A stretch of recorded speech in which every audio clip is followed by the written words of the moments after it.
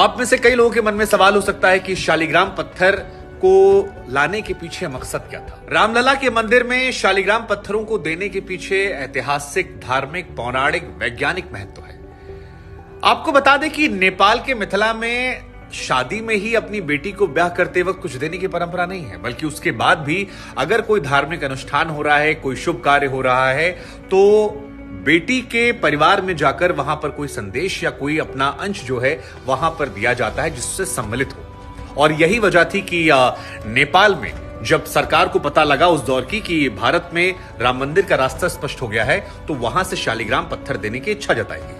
दूसरी बड़ी बात यह कि ये जो पत्थर हैं ये करोड़ों साल पुराने हैं और इनको ये माना जाता है कि जो मूर्तिकार कोई आकृति देते हैं तो उसके लिए सबसे अच्छे पत्थर हो। अगर इसमें किसी मूर्ति को बनाया जाता है तो वो बहुत लंबे समय तक अपने उसी स्वरूप में रहेगी। और ये माना जा रहा है कि रामलला का जो ये भव्य राम मंदिर बनाया जा रहा है, ये कम से कम 1000 वर्ष तक विपरीत परिस्थितियों में भी जिसका तस रहेगा तो उसमें भी ये मूर्तियां महत्वपूर्ण हो जाती हैं। हिंदू धर्म में शालिग्राम पत्थर का धार्मिक महत्व बहुत ज्यादा है। आपको बता दें कि कई घरों में से रखा जाता है और यह माना जाता है कि अगर आपके घर में शालिग्राम पत्थर रखा है तो इससे यश, वैभव, आपके घर में उन्नति, खुशी और धन दौलत आता रहता है। ऐसी हमारे यहां मान्यता है।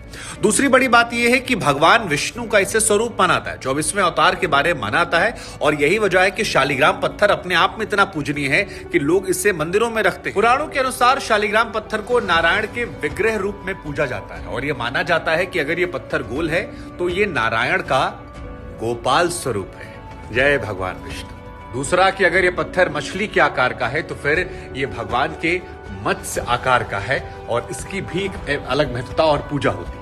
अगर ये पत्थर कछुए का आकार का है तो इससे कुर्म या फिर कच्छप अवतार के तौर पर मानकर इसकी पूजा की जाती है। अगर इसमें चक्र और रेखाएं हैं तो भगवान विष्णु के दूसरे अवतारों की। यही वजह है कि शालिग्राम पत्थर की प्राण प्रतिष्ठा करने की जरूरत नहीं पड़ती। आप इसे रखिए और सीधे पूजना शुरू कीजिए और इसी पत्थर से अब भगवान विष्णु के दूसरे स्वरूप श्री राम की मूर्तियां बनने वाली। शिवलिंग की तरह शालिग्राम पत्थर का मिलना भी मुश्किल होता है। काली गंडक नदी के पास ये मिलते हैं और जो इस बार ये पत्थर मिला है सुनहरे रंग का, ये पाना बहुत ही मुश्किल होता है। लेकिन जब ये पत्थर मिला, नेपाल से बकायदा उनके उप प्रधानमंत्री पहुंचे, रास्ते भर में पूजा हुई, तो अब भारत में जो माहौल है वो अलग हो गया है और हर कोई इंतजार कर रहा है उस भव्य राम मंदिर का, जिसका इंतजार पिछले कई वर्षों से लोग कर रहे थे, दशकों से लोग कर रहे थे। न जाने कितनी आंखें बिना देखे ने निकल गईं।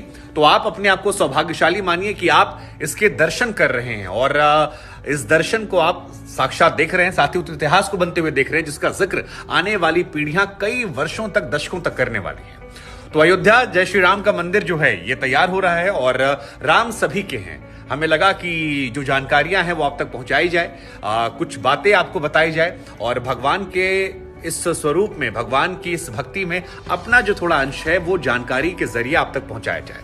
क्या आप अयोध्या गए हैं? क्या आपने रामलला के दर्शन किए हैं?